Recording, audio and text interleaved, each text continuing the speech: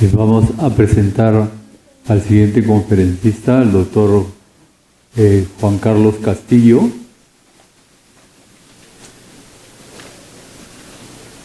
El doctor Juan Carlos Castillo, médico ginecólogo, especialista en medicina reproductiva, doctor en medicina por la Universidad de Valencia, España, revisor destacado y exdirector asociado de la revista Human Reproduction, director científico en el Centro de Fertilidad Instituto Bernabéu y miembro del Consejo Asesor de la Cátedra de Medicina Comunitaria y Salud Reproductiva en la Universidad Miguel Hernández en Elche, España.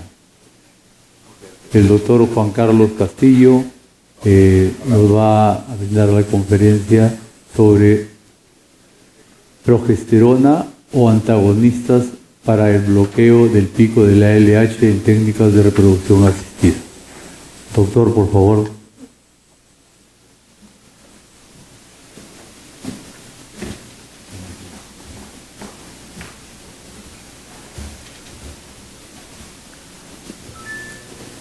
Bueno, buenos días con todos vosotros. Sean mis primeras palabras de agradecimiento al comité organizador por invitarme. Siempre es un placer venir a mi país natal. Personalizar, si me lo permiten, doctor Víctor Figueroa, doctor Juan Alemán, por la cordial invitación. Y el tema que vamos a actuar ahora pues es el empleo de esta estrategia de la progesterona o progestinas en los ciclos de fecundación in vitro.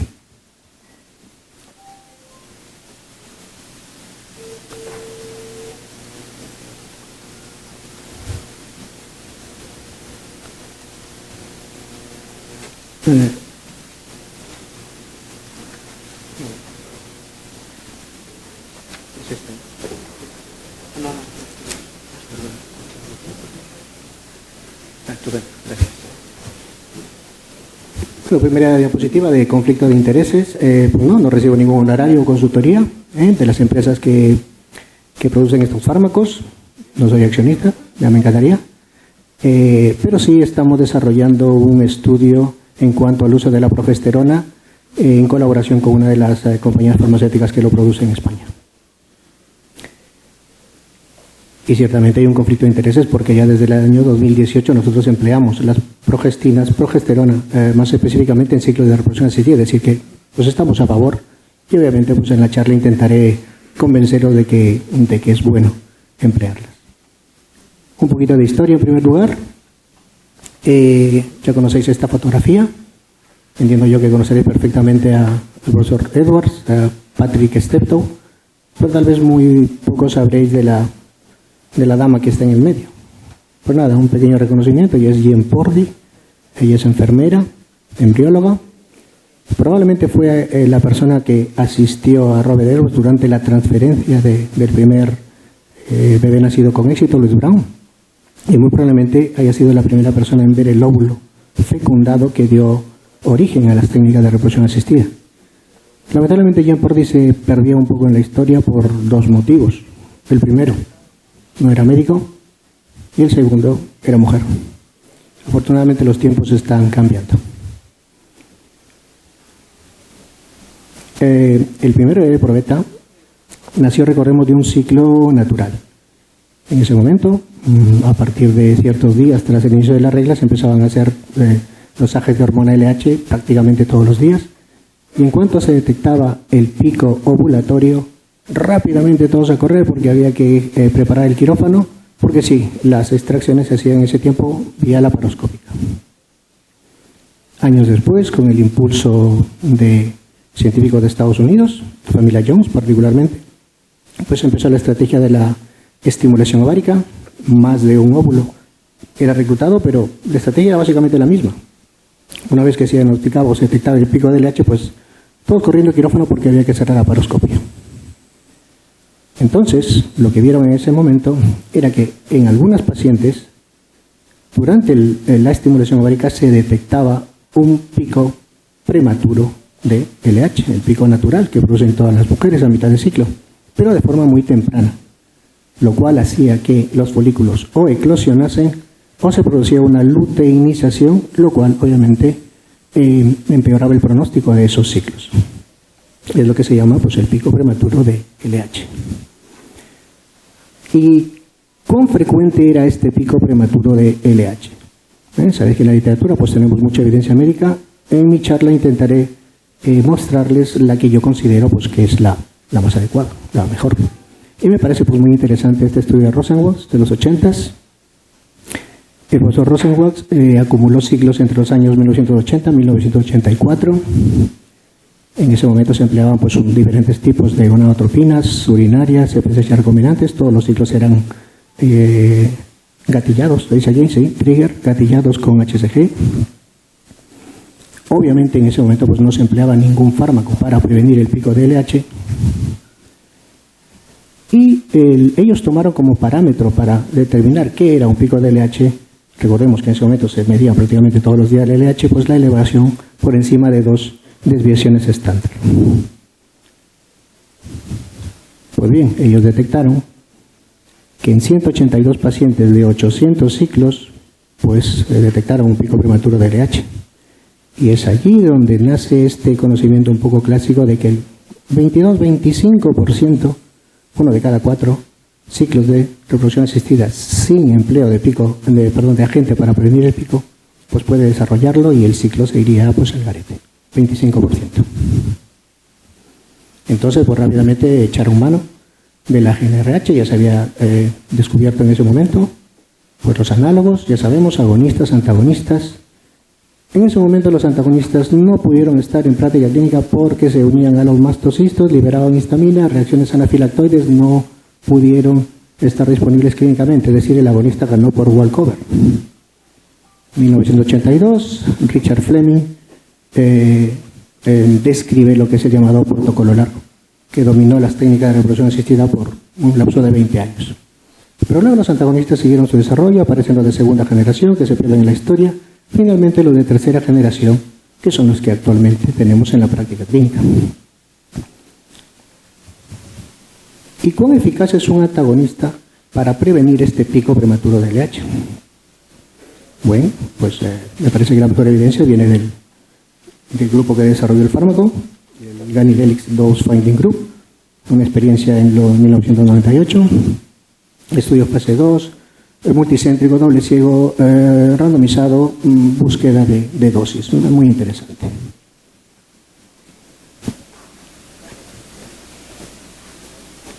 Experiencia en más de 330 pacientes. Inicio fijo en el día 6 de estimulación. Como veis, se valoraron diferentes dosis, desde muy poquito, 0,625 hasta dosis de 2 miligramos, incluida la que se emplea actualmente, 0,25. Ellos definieron un pico de LH como la elevación en niveles absolutos, más de 10 unidades internacionales por litro.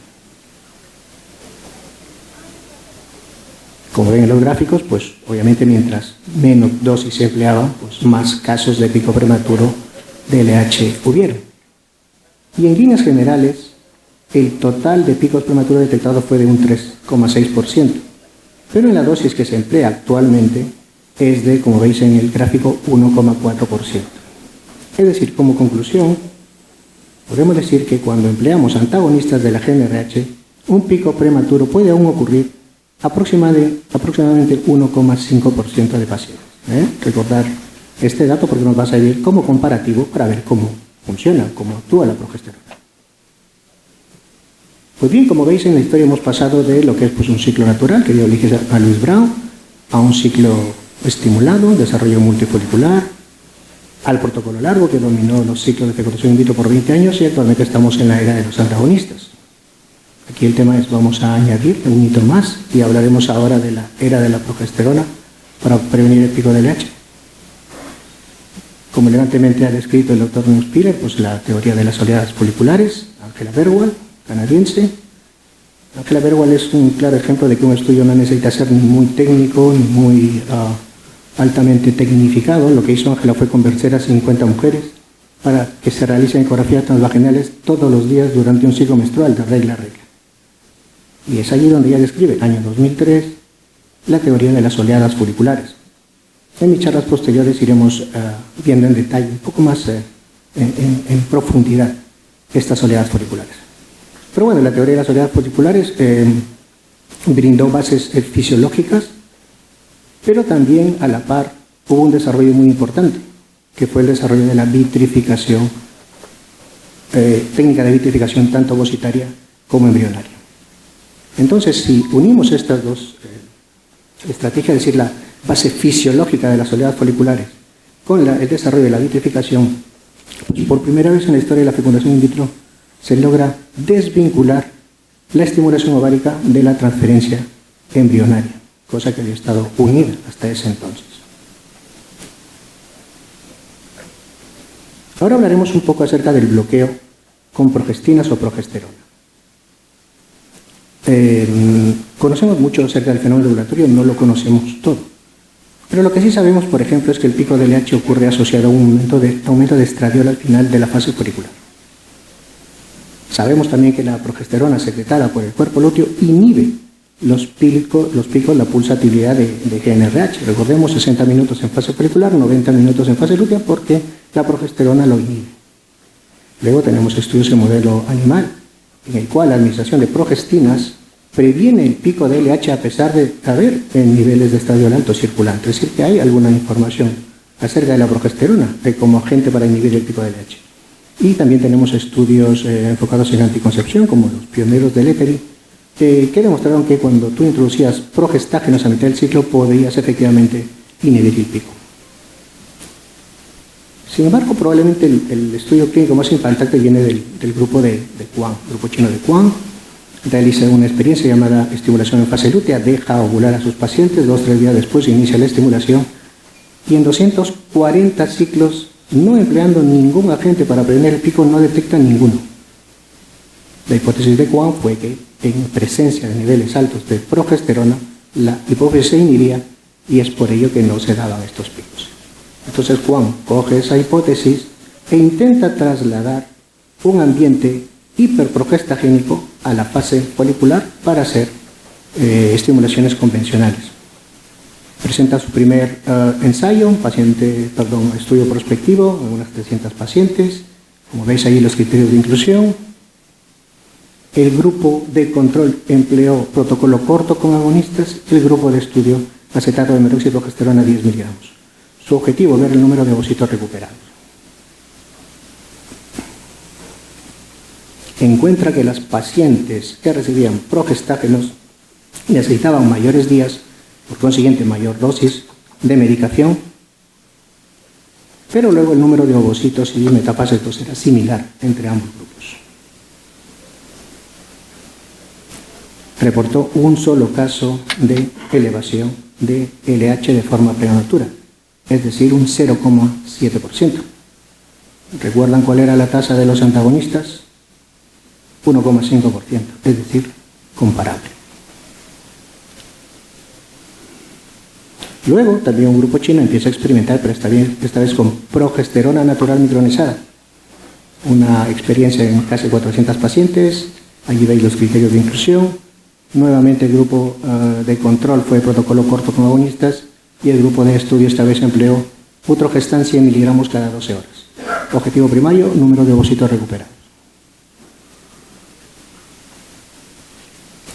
Hallazgos similares. En un ambiente progestagénico, pues las pacientes necesitan unos días más de estimulación, obviamente más medicación. Pero luego el número de ovocitos y metafases 2 recuperados también fue similar. Aquí vemos los niveles de estradiol cuando se empleó estrategia con progesterona. Y como veis allí, niveles entre 5, aproximadamente 5 nanogramos por mililitro, parecen ser suficientes para ejercer unos niveles adecuados para inhibir el pico de LH. Pues bien, un poco estimulados por estas experiencias, quisimos contribuir con un estudio propio y en el año 2020, en la primera Israel virtual, pues nos aceptan este trabajo como ponencia oral enfocado en donantes de ovocitos. Empleo de progesterona natural para prevenir el pico de LH en donantes de ovocitos. Entendíamos era un grupo pues, que era idóneo, ya que pues, no iban a recibir ningún embrión, todos los óvulos iban a ser donados y nos parecía estupendo. Para ese momento, pues los antagonistas estaban de moda en donantes, una estrategia muy buena, prevenía síndrome de hiperestimulación, nos permitió utilizar el bolo de agonistas, era el bolo estándar. Pero ¿por qué utilizar progesterona natural micronizada y no progestinas? Bueno, en ese momento, pues en primer lugar era porque había en España, estaba disponible. Segundo, porque entendíamos que los compuestos sintéticos, llámese progestinas, pues tal vez no podían imitar toda la constelación de propiedades adicionales que puede tener una progesterona natural micronizada. Pero también porque en ese momento, en el 2019, se publicó el estudio de Berguería del grupo de Exeos, en el cual mostraba que así se recuperaba el mismo número de ovocitos en donantes tratadas con antagonistas o progestágenos, pues las tasas de embarazo en las receptoras fueron sorprendentemente peores en las que llevaban la progesterona, entonces nos dio un poco de cautela. Además fue una clara evolución de un estudio piloto que empezamos en el 2018 explorando dosis de 100, 200 miligramos en donantes y que fue elegido como póster en la ESRE de ese año. Pues bien, entonces en las ovodonas logramos recopilar datos de casi 600 ovodonas que emplearon progesterona, otras 500 que emplearon antagonistas. En ellas quisimos ver la tasa de ovocitos y metafases 2. En aquellas receptoras que fueron a ICSI con ovocito fresco y quisimos ver la tasa de fecundación. Y en aquellas que recibieron embrión en fresco, quisimos ver pues obviamente la tasa de embarazo. El protocolo que empleamos fue el siguiente. En ambos casos empezamos con dosis de FSH entre 150 y 225, dependiendo de parámetros basales. En el grupo de control, protocolo de antagonistas múltiple flexible, folículo de 14, empezamos el antagonista. Y con el grupo de estudio progesterona, al mismo tiempo que iniciamos la estimulación, empezábamos con 200 miligramos de progesterona vía oral, dosis única por las noches. Todos los ciclos serán gatillados con agonistas. Estos son los parámetros basales, como veis, grupos comparables en cuanto a edad, recuento de folículos centrales, índice de masa corporal. Un dato importante, no vimos, recordemos que en los estudios previos con el gameto propio había un aumento en cuanto al número de días, eso no lo encontramos en las donantes, días y dosis de estimulación similares. Este fue nuestro objetivo primario, como veis, número de ovocitos similar en donantes y el número de metafases 2 también similar entre las dos estrategias.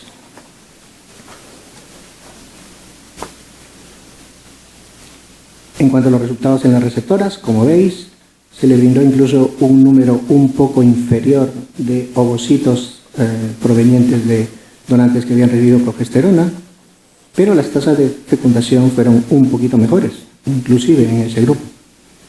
Y finalmente quisimos explorar el concepto de deterioro embrionario, es decir, si el ambiente de progesterona inducía algún problema en los óvulos, pues tal vez esto se vería reflejado en un peor deterioro embrionario. Pues no lo encontramos, ambos grupos mostraron deterioro embrionario similar. Finalmente, a número similar de embriones transferidos, pues tuvimos unas tasas de gestación evolutiva y gestación múltiple bastante controlada y similar entre ambos grupos. Entonces, tenemos una evidencia, digamos, propia del centro. ¿Qué dice la evidencia médica en general? Pues el tema de la progesterona es un claro ejemplo de esta premura a veces que existe por publicar. Existen ya hasta 5 revisiones sistemáticas, yo me voy a quedar con una de ellas. Me voy a quedar con ella porque esta revisión incluye únicamente estudios prospectivos randomizados. Como veis, el origen es un poco variopinto, son sobre todo países asiáticos, donde se publica diversa población, baja respondedoras, normos incluso altas. Los agentes son también diversos, acetato de hidroxi, dihidrogesterona, progesterona natural, etc. Pero estos son los resultados. En cuanto a prevención del pico de LH, si veis el gráfico final, pues al parecer no hay diferencia. De hecho, pareciera que la progesterona previene un poco mejor del pico prematuro de LH.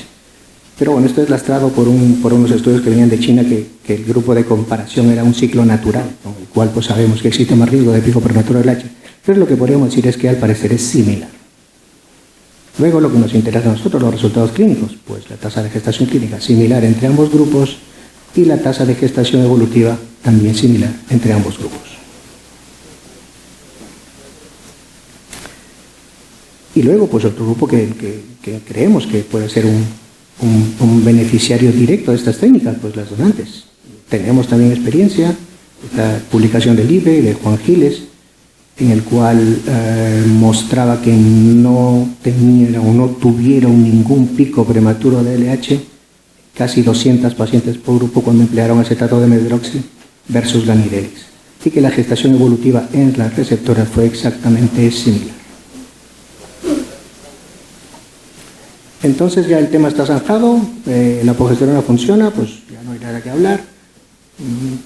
Tal vez debamos ir un poquito con cuidado, pues ciertamente si vemos en la literatura tendremos alguna otra evidencia pues un poquito en contra. Este es un estudio llamado Propensity Score Matching, en el cual se hace una búsqueda en una gran base de datos versus el grupo de estudio, intentan hacer un matching, emparejarlo bajo criterios mientras más específicos mejor. En este caso, por ejemplo, se empieza con una base de 5.000 casos en general versus los que llevaron progesterona, que eran unos 1.500. Se hace este emparejamiento lo más fino posible, finalmente se quedan con 1.400 casos en cada grupo. Y querían ver la tasa de nacido vivo por transferencia, que fue similar. Sin embargo, y obviamente, pues el time to pregnancy en el grupo con progesterona se alargaba, porque todos estos ciclos iban a frisol. No indican los números, pero reportan una incidencia similar de pico prematuro de LH. Sin embargo, la nota de cautela que pone este estudio es que si ven las dos curvas de comparación de tasa acumulada de embarazo, la azul sería el grupo con antagonistas, la roja el grupo con progesterona, el del grupo de progesterona siempre iba debajo. Y esto lo vieron en prácticamente todos los subgrupos de pacientes, altas respondedoras, normos, bajas, etc. Entonces el autor pues introduce una nota de cautela y dice: en el protocolo con antagonistas tenemos una mayor tasa acumulada de recién nacido y un menor time to pregnancy. Entonces, nota de cautela. Y la otra nota de cautela es el estudio que habíamos mencionado de Berguería en donantes. En este caso, Berguería recopila unos 90 casos entre acetato de medroxi y ganirelix. El número de metafasos 2 fue similar entre ambos grupos. Sin embargo, cuando vieron los resultados reproductivos, pues encontraron que si bien la tasa al final de nacido vivo era similar, pues había una diferencia de casi 11 puntos porcentuales, lo que es bastante. Y la tasa de embarazo clínico también era peor en el grupo con antagonistas. Entonces, nuevamente introduce una nota de cautela y dice que si bien la estrategia con acetato de medroxi es capaz de brindar un número similar de ovocitos en donantes, pues hubo un hallazgo inesperado en las receptoras que merecía pues un poquito más de estudio y cautela. Pero finalmente tenemos dos estudios que tal vez ya cierren un poco el debate y que a la vez nos den confianza en que la estrategia es segura. Reciente publicación del grupo italiano de la marca, en el cual quieren ver la tasa de euploidías comparando estrategias de progestinas versus antagonistas.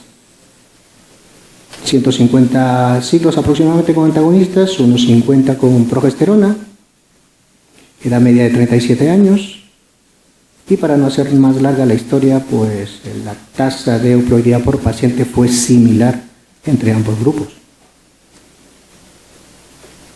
Entonces, no hay un deterioro en lo que es la euploidía, por consiguiente la tasa acumulada debería ser igual.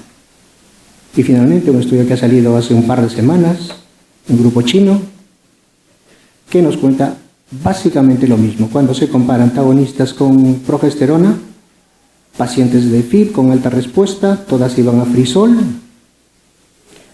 y básicamente lo mismo, para no alargar mucho esta parte, tasa de recién nacido vivo similar entre ambos grupos. Y tasa de recién nacido vivo acumulada también similar, es decir, la estrategia incluso en el acumulado, que es el objetivo final de las técnicas de reproducción asistida, pues es similar.